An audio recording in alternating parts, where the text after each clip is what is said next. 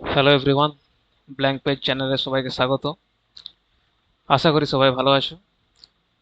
আজ আমরা CTET paper 1 ফেব্রুয়ারি 2015 এর যে সিডিপি কোশ্চেনগুলি সেগুলি ডিসকাস করব। ঠিক আছে? তো আশা করি ভিডিওগুলি ভালো লাগছে। যদি ভালো লাগে সবাই কিন্তু সাবস্ক্রাইব করে দেবে চ্যানেলটা, আর একটি করে লাইক, আর যদি কিছু তোমাদের মনে হয় যে আরো অ্যাড করা উচিত তাহলে একটা করে কমেন্ট করে দেবে। ঠিক আছে? বেশি দেরি না করেই আমরা শুরু করি আমাদের first question. Which one of the following is best suited for emotional development of children? শিশুদের আবেগীয় বিকাশের জন্য নিম্নলিখিত কোনটি সবচেয়ে উপযুক্ত? ডেমোক্রেটিক ক্লাসরুম এনভায়রনমেন্ট, গণতান্ত্রিক শ্রেণীকক্ষ পরিবেশ, no involvement of the teachers as it is the task of the parents, শিক্ষকের কোনো ভূমিকা থাকবে না কারণ এটি অভিভাবকদের কাজ। এটা তো কখনোই হবে না, শিক্ষকদেরও যথেষ্ট পরিমাণ দায়িত্ব আছে। কন্ট্রোলড ক্লাসরুম এনভায়রনমেন্ট, নিয়ন্ত্রিত শ্রেণীকক্ষ পরিবেশ। অথরিটেরিয়ান ক্লাসরুম এনভায়রনমেন্ট, কর্তৃত্ববাদী শ্রেণীকক্ষ পরিবেশ। তাহলে আবেগীয় বিকাশ ঘটানোর জন্য কোনটি সবচেয়ে বেশি উপযুক্ত? আবেগীয় বিকাশের জন্য কিন্তু আমাদের এমন পরিবেশ দরকার যেখানে কিন্তু শিশুর মতামতকে গুরুত্ব দেওয়া হবে, তাকে প্রশ্ন করতে দেওয়া হবে, তারপর তার একটা নিরাপত্তা বোধ থাকবে। কিছু একটা বলে দিলাম, তাতে যেন এরকম না ভাবে যে শিক্ষক এবারে আমাকে কি বলবে বা কি বলতে পারবে বা মারতে পারে, এরকম যেন অবস্থা না তৈরি হয়। ঠিক আছে? একটা আহ, আত্মবিশ্বাস, আত্মনিয়ন্ত্রণ, এগুলো তৈরি হবে কিসের মাধ্যমে? একটা যদি গণতান্ত্রিক শ্রেণীকক্ষ পরিবেশ তৈরি থাকে, তাই তো? তাহলে এ হচ্ছে আমাদের অ্যান্সার। নিয়ন্ত্রিত শ্রেণীকক্ষ পরিবেশ, এটা কিন্তু অতিরিক্ত যদি নিয়ন্ত্রণ করি তাহলে কিন্তু শিশুরা যে তাদের যে ক্রিয়েটিভিটি সেটা কিন্তু দেখাতে ভয় পাবে। কর্তৃত্ববাদী শ্রেণীকক্ষ পরিবেশ, কর্তৃত্ববাদী শ্রেণীকক্ষ হলে সেখানে ভয় তৈরি হয় ছাত্র ছাত্রীদের মধ্যে, তাহলে সেটা কিন্তু আবেগীয় বিকাশ করবে না, সেটা কিন্তু ওটা খারাপ করবে। তাহলে বি হচ্ছে, এ হচ্ছে আমাদের answer. Next, which one of the following is not a suitable formative assessment task? নিম্নলিখিত কোনটি গঠনমূলক মূল্যায়নের উপযুক্ত কাজ নয়?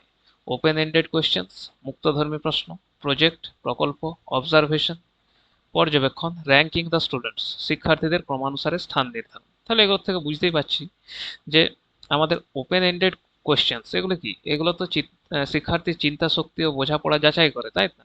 একটা কোয়েশ্চেন আমি বললাম, সেটার কিন্তু নানা রকম অ্যান্সার হতে পারে। তাহলে কোন শিক্ষার্থী কেমন ভাবে অ্যান্সার দিচ্ছে তার মাধ্যমে আমি তাদের যে চিন্তা শক্তি বা বোঝাপড়া এটা বুঝতে পারি। যদি প্রজেক্ট দিই, প্রজেক্টের মাধ্যমে আমি তার বাস্তব যে প্রয়োগ বা দক্ষতা সেটা মূল্যায়ন করতে পারবো। অবজারভেশন মানে সেখানে একটা ধারাবাহিক মূল্যায়ন হয়। কিন্তু র্যাঙ্কিং দ্য স্টুডেন্টস, এখানে কিন্তু মানে র্যাঙ্কিং শুধুমাত্র কিন্তু সেই শ্রেণীবিন্যাস করা, এখানে কিন্তু শেখার উন্নতিতে কোনো সাহায্য করছে না। তাহলে ডি হচ্ছে আমাদের answer. Next, to be an effective teacher it is important to, একজন কার্যকর শিক্ষক হওয়ার জন্য গুরুত্বপূর্ণ হলো emphasise dictating answer from the book, বই থেকে উত্তর লিখিয়ে দেওয়ার উপর জোর দেওয়া, এটা তো হচ্ছে না। Focus on individual learning rather than group activity, দলগত কাজের পরিবর্তে ব্যক্তিগত শিক্ষার উপর জোর দেওয়া।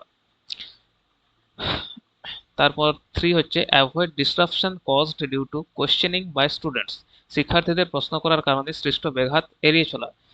কোয়েশ্চেন করা কিন্তু পজিটিভ, তাহলে এটাকে এড়িয়ে চলা উচিত নয়। Be in touch with each and every child, প্রতিটি শিশুর সঙ্গে সংযোগ বজায় রাখা, এটাও ঠিক। সবচেয়ে বেস্ট দেখি তাহলে, focus on individual learning rather than group activity, মানে কি জিনিসটা হচ্ছে যে সহ যদি গ্রুপ অ্যাক্টিভিটি হয় তাহলে সেখানে একটা সহযোগিতামূলক শিক্ষা তৈরি হবে, তো সেটা কিন্তু গুরুত্বপূর্ণ। তাহলে to be an effective teacher it is important to be in touch, effective teacher বলেছে, তাহলে টিচার কি হবে? প্রতিটি শিশুর সঙ্গে কিন্তু সংযোগ বজায় রাখতে হবে।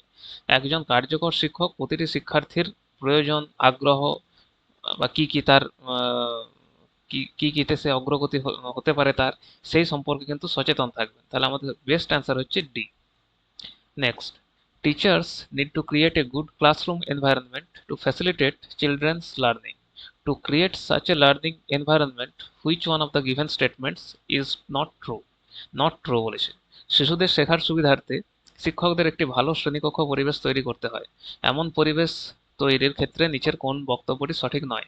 Approval of the child's efforts, শিশুর প্রচেষ্টার প্রশংসা করা, এটা তো ঠিক। মানে কি বলে সঠিক। কমপ্লায়েন্স উইথ টিচার, শিক্ষকের প্রতি নিঃশর্ত আনুগত্য, এটা negative. Acceptance of the child, শিশুকে গ্রহণ করা। Positive tone of the teacher, শিক্ষকের ইতিবাচক মনোভাব। এই এইটি এইটি এইটি আমাদের এই তিনটি কিন্তু পজিটিভ, তাই না? ভালো শ্রেণীকক্ষ মানে সেখানে কিন্তু একদম অন্ধ যে অনুগত্য, এখানে যে নিঃশর্ত আনুগত্য বলেছে সেটা কিন্তু নয়, বরং সেখানে কেমন ভাবে সহযোগিতা আছে, পরস্পর একটা সম্মান আছে, সেটাই হচ্ছে কিন্তু একটা আদর্শ শ্রেণীকক্ষ। ঠিক আছে, তাহলে আমাদের এখানে সবচেয়ে বেস্ট অ্যান্সার হচ্ছে, যেহেতু এখানে নট ট্রু বলেছে, তাহলে কমপ্লায়েন্স উইথ টিচার, এটি হচ্ছে আমাদের answer. Next, given below are some statements about boys and girls. According to you, which one of these is true? ছেলে ও মেয়েদের সম্পর্কে নিম্নলিখিত কোন বক্তব্যটি সঠিক? Boys should help in activities outside the home, ছেলেদের বাড়ির বাইরের কাজে সাহায্য করা উচিত। Boys should help in household chores, ছেলেদের গৃহস্থালির কাজে সাহায্য করা উচিত। All boys should be taught science and girls home science, সব ছেলেকে বিজ্ঞান এবং সব মেয়েকে গৃহবিজ্ঞান শেখানো উচিত। এটা তো একটা স্টিরিওটাইপ হয়ে গেল বা biasness. Girls should help in household chores, মেয়েদের গৃহস্থালির কাজে সাহায্য করা উচিত। তাহলে গৃহস্থালির কাজ ছেলে মেয়ে উভয়েরই কিন্তু দায়িত্ব, এটা একটা জেন্ডার ইকুয়ালিটি এর উদাহরণ। তাহলে এখানে আমাদের বেস্ট অ্যান্সার হচ্ছে B, boys should help in household chores. বাকিগুলো তো আমরা করি, এটা তো হবেই না। গার্লসরা তো ঘরের কাজ করেই, বয়েজরা বাইরের কাজ করেই। তো আমাদের সবচেয়ে বেস্ট যে এখানে কমন আসছে সেটা হচ্ছে এটা। ঠিক আছে, তাহলে বি হচ্ছে আমাদের answer. Next, a child's notebook shows errors in writing like reverse images, mirror imaging, etcetera. Such a child is showing signs of, একটি শিশুর খাতায় উল্টো অক্ষর লেখা, মিরর ইমেজ ইত্যাদি ধরনের ভুল দেখা যায়, এটি কোন সমস্যার লক্ষণ? লার্নিং ডিসঅ্যাডভান্টেজ, শিক্ষাগত অসুবিধা। লার্নিং ডিসেবিলিটি, শেখার অক্ষমতা। লার্নিং ডিফিকাল্টি, শেখার সমস্যা। লার্নিং প্রবলেম, শিক্ষণ সমস্যা। তাহলে খাতায় কিন্তু উল্টো অক্ষর লেখা, মিরর ইমেজের সমস্যা ইত্যাদি। উল্টো অক্ষর লেখা, মিরর ইমেজিং ইত্যাদি কিন্তু ডিসলেক্সিয়ার মতো লার্নিং ডিসেবিলিটির লক্ষণ। তাহলে এটা হচ্ছে লার্নিং ডিসেবিলিটি, বি হচ্ছে আমাদের অ্যান্সার। লার্নিং ডিসঅ্যাডভান্টেজ কি? এটা অনেকটা সামাজিক বা পরিবেশগত অসুবিধাকে বোঝায়। ঠিক আছে, এমন কোনো পরিবেশে আমি আছি যেখানে পড়ার আমার সুযোগ সুবিধা নেই, তাহলে সেটা হচ্ছে লার্নিং ডিসঅ্যাডভান্টেজ। লার্নিং ডিফিকাল্টি, সেটা হচ্ছে আহ, খুব একটা আমরা ডাইরেক্ট কিন্তু এটাকে একটা ব্যাধি বা ডিসেবিলিটি বলতে পারি না, এটা সাময়িক সমস্যা হতে পারে। লার্নিং প্রবলেম, এটা কিন্তু খুবই সাধারণ একটা শব্দ, ঠিক আছে, সবার ক্ষেত্রে হতে পারে, এটা নির্দিষ্ট কোনো কারণ বোঝায় না। তো সবচেয়ে বেস্ট হচ্ছে আমাদের B. Next, teachers in order to help learners construct knowledge need to focus on, শিক্ষার্থীদের জ্ঞান গঠনে সাহায্য করার জন্য শিক্ষকদের গুরুত্ব দেওয়া উচিত making sure the learner memorises everything, শিক্ষার্থী যেন সবকিছু মুখস্থ করে তা নিশ্চিত করা, এটা তো হবেই না।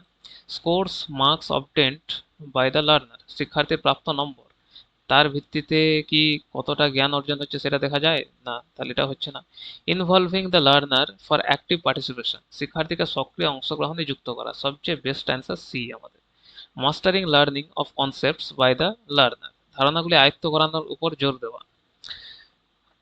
ডি এরটাও হতে পারে গুরুত্বপূর্ণ, কিন্তু আগে সে যদি অ্যাক্টিভ পার্টিসিপেশন না থাকে তাহলে কিন্তু মাস্টারিং হবে না। ঠিক আছে, কনস্ট্রাকটিভিজম আমরা পড়ি, সেখানে কিন্তু শিক্ষার্থী নিজেই তার জ্ঞান নির্মাণ করে, তাই অ্যাক্টিভ পার্টিসিপেশনটা কিন্তু সবচেয়ে গুরুত্বপূর্ণ, তাই সি হচ্ছে আমাদের answer. Next, giftedness from teacher's point of view is a combination of, শিক্ষকের দৃষ্টিতে মেধাবৃত্ত হলো high ability, high creativity, high commitment, উচ্চ ক্ষমতা, উচ্চ সৃজনশীলতা, উচ্চ প্রতিশ্রুতি। High motivation, high commitment, high talent. উচ্চ প্রেরণা, উচ্চ প্রতিশ্রুতি, উচ্চ প্রতিভা। High ability, high talent, high commitment, উচ্চ ক্ষমতা, উচ্চ প্রতিভা, উচ্চ প্রতিশ্রুতি। High talent, high creativity, high memory, উচ্চ প্রতিভা, উচ্চ সৃজনশীলতা, উচ্চ স্মৃতিশক্তি। একটা কনফিউজিং কোয়েশ্চেন, কিন্তু যদি তোমরা রেঞ্জুলিস, জোসেফ রেঞ্জুলি বলে একজন ছিল, তার একটা তত্ত্ব ছিল, সেটা যদি জানো তাহলে আমাকে কমেন্টে বলে যেও যে তত্ত্বটার নাম কি। তিনি কিন্তু তিনটি বৈশিষ্ট্যের কথা বলেছিলেন, যে একটা গিফটেড চিলড্রেনের কিন্তু এই তিনটি বৈশিষ্ট্য থাকবে। সেই তিনটি বৈশিষ্ট্য আমরা মনে রাখি ACC বলে। তাহলে high ability, high creativity, high commitment, সেটা কোথায় আছে?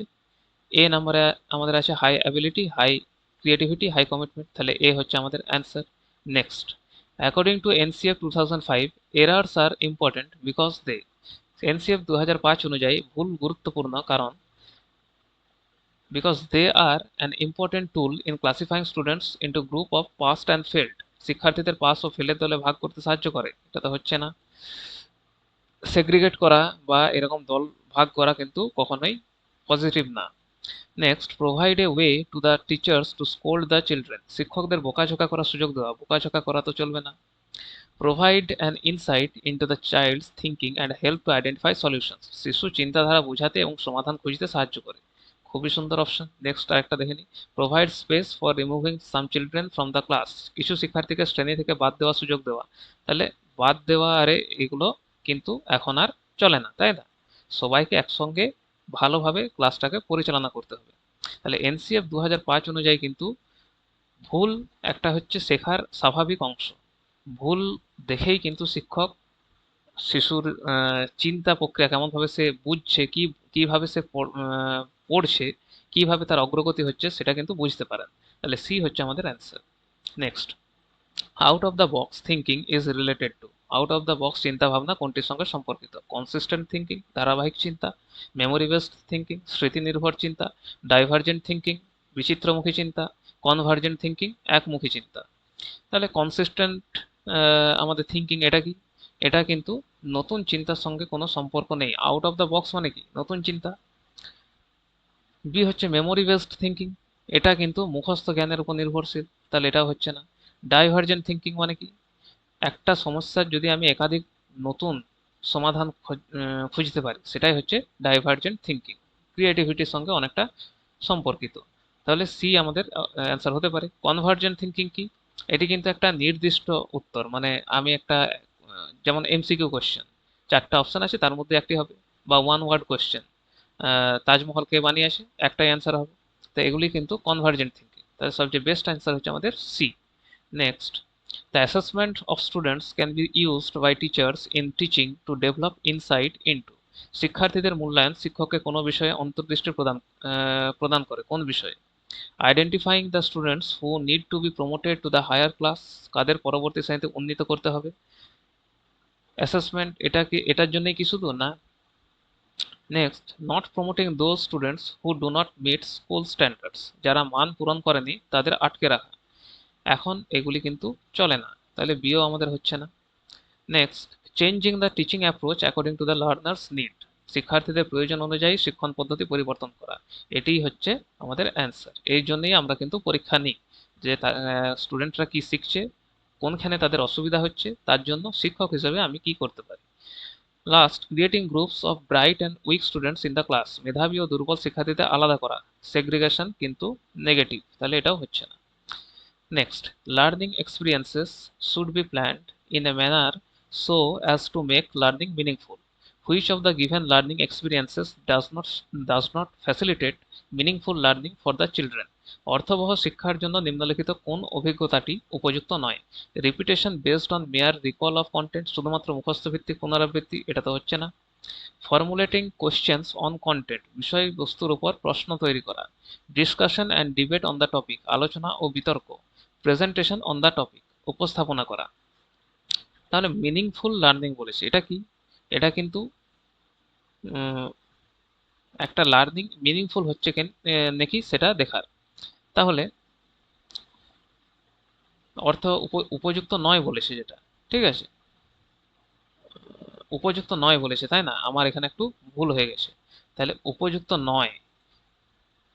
যদি এখানে আমরা দেখি repetition based on mere recall of content, শুধুমাত্র মুখস্থ ভিত্তিক পুনরাবৃত্তি, এটা তো নেগেটিভ, কিন্তু আমাদের নয় বলেছে যেহেতু, বাকিগুলো দেখো, ফর্মুলেটিং কোয়েশ্চেন অন কন্টেন্ট, বিষয়বস্তুর উপর প্রশ্ন তৈরি করা, এটা তো চিন্তা শক্তি বাড়ায়, তাহলে এটা পজিটিভ। আলোচনা ও বিতর্ক, সমালোচনামূলক সমালোচনা বা আলোচনা, এগুলো কিন্তু চিন্তন শক্তি বাড়ায়, তাহলে এটাও আমার পজিটিভ। উপস্থাপনা করা মানে হচ্ছে বোঝাপড়া ও যোগাযোগ দক্ষতা বাড়ায়, তাহলে এটাও আমার পজিটিভ। আমার উপযুক্ত নয় বলেছে, সেই জন্য আমার অ্যান্সার হবে এ, ঠিক আছে। এটা কিন্তু বিষয়টা কিন্তু নেগেটিভ, কিন্তু এখানে যেহেতু নয় সেই জন্য এটা এ হবে অ্যান্সার। ঠিক আছে, next question. Giving punishment, verbal or non verbal, to the children results in. শিশুদের মৌখিক বা অমৌখিক শাস্তি দিলে কি হয়?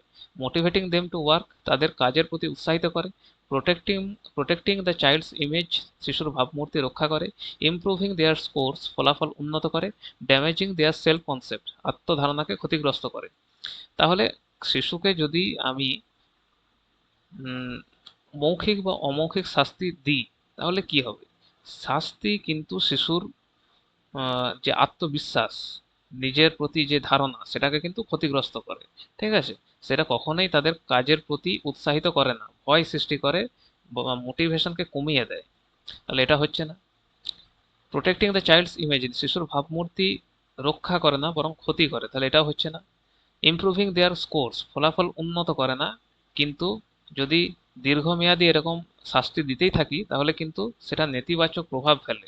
তাহলে সি হচ্ছে না, ডি হচ্ছে আমাদের answer, damaging their self concept, আত্মধারণাকে ক্ষতিগ্রস্ত করে।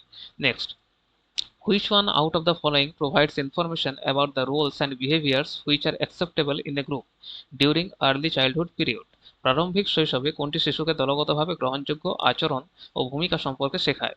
সিবলিংস অ্যান্ড টিচার্স, ভাই বোন ও শিক্ষক, টিচার্স অ্যান্ড পিয়ার্স, শিক্ষক ও সমবয়সী, পিয়ার্স অ্যান্ড প্যারেন্টস, সমবয়সী অভিভাবক, প্যারেন্টস অ্যান্ড সিবলিংস, অভিভাবক ও ভাই বোন।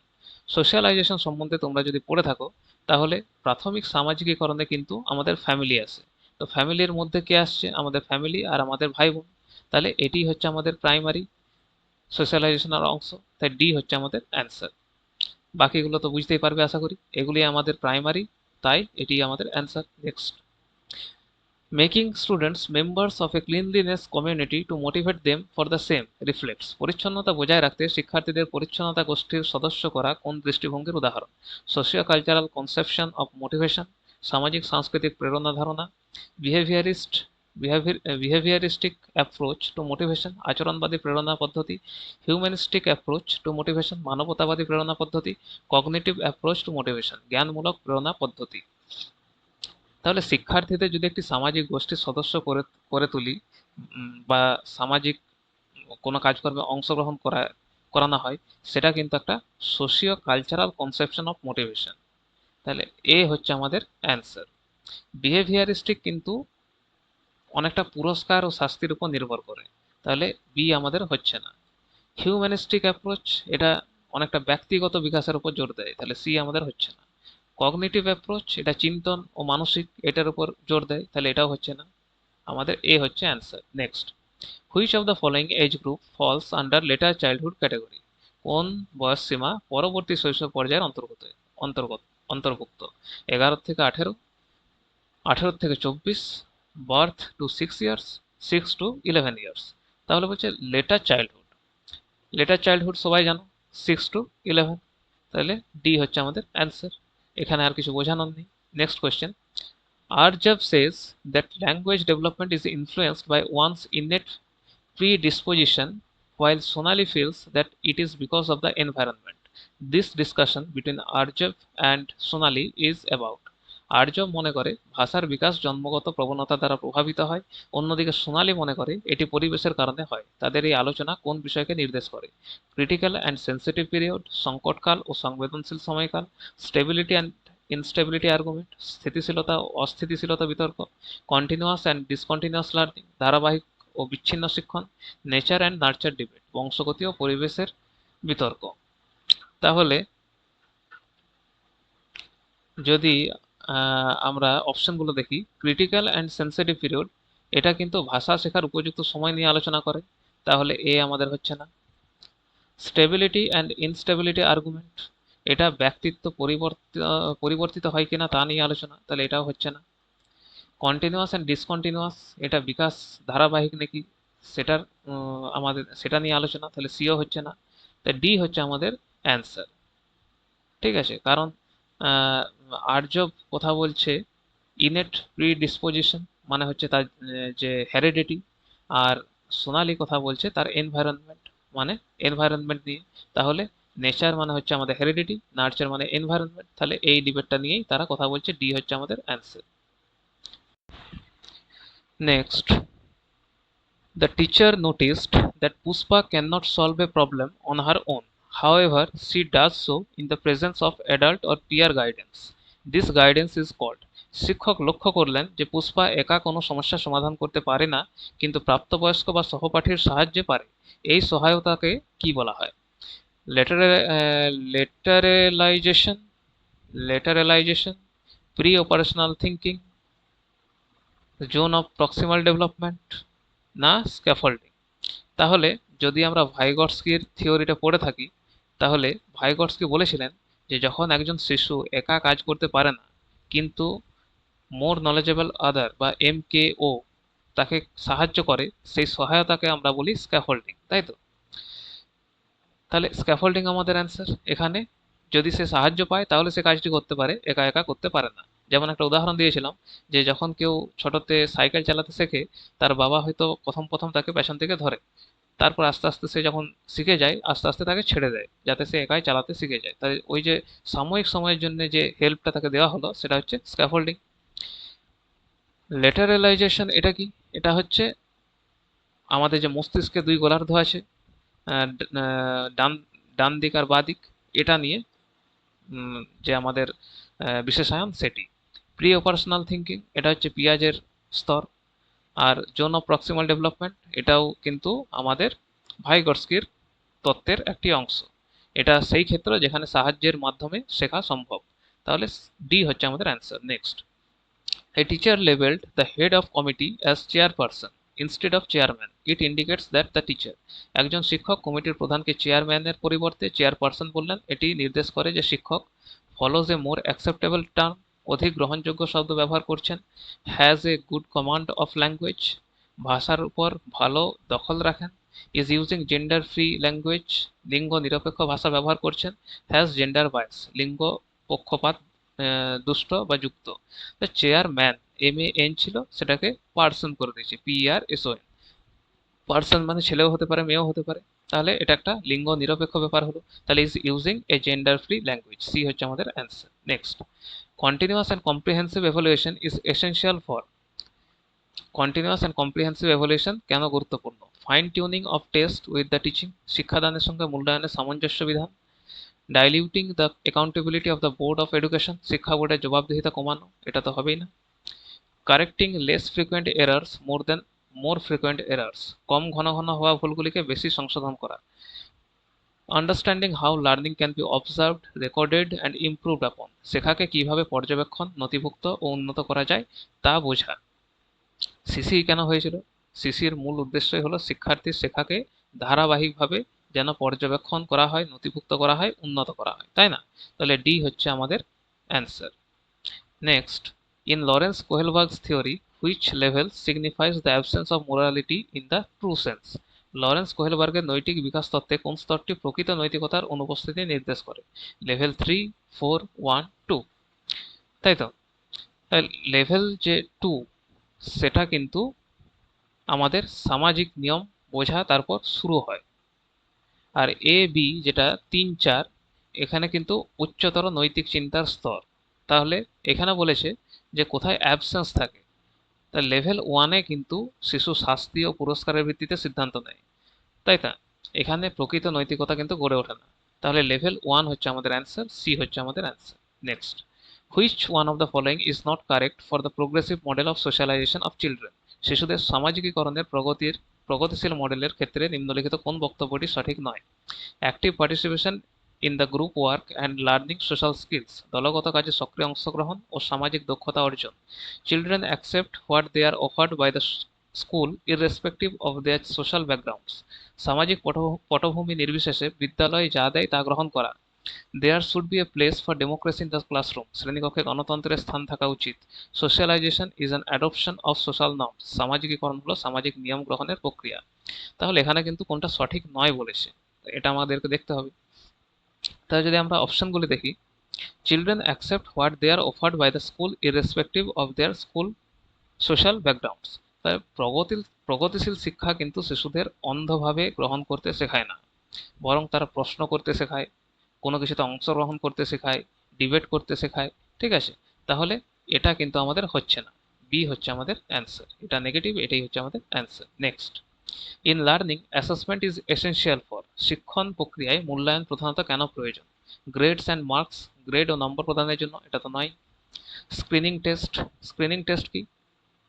এটা একটা মূল্যায়ন পদ্ধতি, তো মূল্যায়ন তো হচ্ছে না এখানে। মোটিভেশন, এটাই হতে পারে, তাই না? মোটিভেশন মানে প্রেরণা সৃষ্টির জন্য। মূল্যায়নের একটি গুরুত্বপূর্ণ উদ্দেশ্যই হলো কিন্তু শিক্ষার্থীর মধ্যে উৎসাহ তৈরি করা, ঠিক আছে? তাহলে সি হচ্ছে আমাদের answer. Fostering the purpose of segregation and ranking, আধুনিক মূল্যায়ন কিন্তু পৃথকীকরণ ও র্যাঙ্কিং করার জন্য এটাকে কিন্তু কখনোই সাপোর্ট করে না। তো ডি আমাদের হচ্ছে না, সি হচ্ছে আমাদের answer. Next, fitting new information into existing schemes বা স্কিমাস ইজ নোন অ্যাজ, বিদ্যমান স্কিমার মধ্যে নতুন তথ্যকে অন্তর্ভুক্ত করার প্রক্রিয়াকে কি বলা হয়? অ্যাকোমোডেশন, ইকুইলিব্রেশন, অ্যাসিমিলেশন না অর্গানাইজেশন? যারা পিঁয়াজের তত্ত্বটা পড়েছো, পিঁয়াজের মতে কিন্তু নতুন তথ্যকে যখন পুরনো স্কিমার মধ্যে ফিট করানো হয়, চেঞ্জ না করে, তখন সেটাকে কিন্তু আমরা অ্যাসিমিলেশন বলি, তাই না? সি হচ্ছে আমাদের অ্যান্সার। অ্যাকোমোডেশন কিন্তু হচ্ছে যে পুরনো যে স্কিমা সেটা পরিবর্তন করা, তাহলে এ হচ্ছে না। ইকুইলিব্রেশন মানে হচ্ছে অ্যাসিমিলেশন আর অ্যাকোমোডেশনের মধ্যে যে ভারসাম্য, সেটা হচ্ছে ইকুইলিব্রেশন। আর অর্গানাইজেশন মানে হচ্ছে জ্ঞানকে সাজানোর প্রক্রিয়া, তাহলে সি হচ্ছে আমাদের answer. Next, we all differ in terms of our intelligence, motivation, interest, etc. This principle refers to, বুদ্ধিমত্তা, আগ্রহ, প্রেরণা ইত্যাদির ক্ষেত্রে আমরা সবাই আলাদা। এই ধারণাটি কোন নীতিকে নির্দেশ করে? ইন্ডিভিজুয়াল ডিফারেন্স, ব্যক্তিগত পার্থক্য, থিওরিজ অফ ইন্টেলিজেন্স, বুদ্ধিমত্তার তত্ত্ব, হেরিডিটি, বংশগতি, এনভায়রনমেন্ট, পরিবেশ। তাহলে সব কিছুতেই আলাদা, প্রত্যেক মানুষের বুদ্ধিমত্তা, আগ্রহ, ব্যক্তিত্ব, শেখার গতি এগুলি সবই কিন্তু আলাদা। এটি কিন্তু ইন্ডিভিজুয়াল ডিফারেন্স বা ব্যক্তিগত পার্থক্য। এ হচ্ছে আমাদের answer. Next, students of disadvantaged groups should be taught along with the normal students, it implies, সুবিধা বঞ্চিত বা বিশেষ চাহিদা সম্পন্ন শিক্ষার্থীদের সাধারণ শিক্ষার্থীদের সঙ্গে একত্রে শিক্ষাদানকে কি বলা হয়? ইনক্লুসিভ এডুকেশন, অন্তর্ভুক্তিমূলক শিক্ষা, স্পেশাল এডুকেশন, বিশেষ শিক্ষা, ইন্টিগ্রেটেড এডুকেশন, সমন্বিত শিক্ষা, এক্সক্লুসিভ এডুকেশন, একচেটিয়া শিক্ষা। ইন্টিগ্রেটেড এডুকেশন আগে ছিল, সেটা পরিবর্তন হয়েই এখন হয়েছে ইনক্লুসিভ এডুকেশন। ইনক্লুসিভ এডুকেশন আমরা সবাই জানি, এটাই হচ্ছে অন্তর্ভুক্তিমূলক শিক্ষা, যেখানে সবাই কিন্তু একসঙ্গে শিক্ষা নিতে পারে। তাহলে এ হচ্ছে আমাদের answer. Next, anyone can become angry, that is easy, but to be angry with the right person, to the right degree, at the right time, for the right purpose and in the right way, that is not easy. This is related to, যে কেউ রাগ করতে পারে, কিন্তু সঠিক ব্যক্তির উপর সঠিক মাত্রায়, সঠিক সময়ে, সঠিক উদ্দেশ্যে এবং সঠিক উপায়ে রাগ করা সহজ নয়। এটি কোন বিকাশের সঙ্গে সম্পর্কিত? ইমোশনাল ডেভেলপমেন্ট, না সোশ্যাল ডেভেলপমেন্ট, না কগনিটিভ ডেভেলপমেন্ট, না ফিজিক্যাল ডেভেলপমেন্ট? আবেগীয় বিকাশ, সামাজিক বিকাশ, জ্ঞানীয় বিকাশ, না শারীরিক বিকাশ? তাহলে ইমোশনাল ডেভেলপমেন্ট কি? সঠিক সময়ে সঠিক ব্যক্তির প্রতি সঠিক মাত্রায় আবেগ প্রকাশ করতে পারা, এটাই কিন্তু ইমোশনাল ইন্টেলিজেন্স। তাহলে এখানে তো সেটাই বলেছে, তাহলে এই হচ্ছে আমাদের অ্যান্সার। সোশ্যাল ডেভেলপমেন্ট কি? এটা কিন্তু সামাজিক সম্পর্কের উপর বেশি জোর দেয়।